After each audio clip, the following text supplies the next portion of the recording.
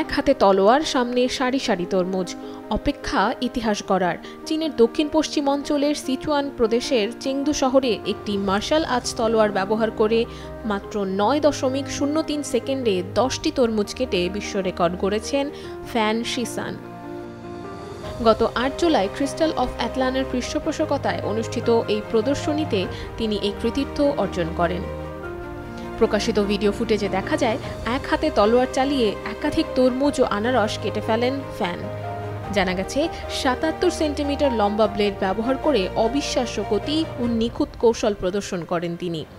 প্রতিটি তরমুজ রাখা হয়েছিল 105 সেন্টিমিটার দূরত্বে। পদ্মা সেতু, মেট্রো রেল এবং এলিভেটেড এক্সপ্রেসওয়ে নির্মাণের গর্বিত অংশীদার বসুন্ধরা সিমেন্ট। তার ভাষায় তরমুজ কাটা সহজ নয়, যেহেতু তলোয়ারটি নরম, তাই সঠিক কোণ না হলেই সহজেই ক্ষতি হতে পারে। এদিকে গিনেস ওয়ার্ল্ড রেকর্ডসের শর্ত অনুযায়ী প্রতিবার কাটার পর তাকে তলোয়ার খাপে রাখতে হয়েছে।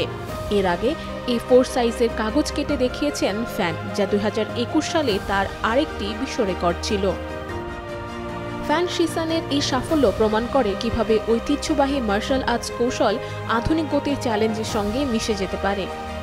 যেখানে অন্য অনেক তরমুজ ভিত্তিক রেকর্ড সাধারণত বেশ ঝুঁকিপূর্ণ স্টান্টে ভরপুর থাকে, সেখানে ফ্যানের এই রেকর্ড নিখুঁত দক্ষতা ও নিয়ন্ত্রণের উদাহরণ হয়ে দাঁড়িয়েছে। Nusrat Ananya, Daily Sun.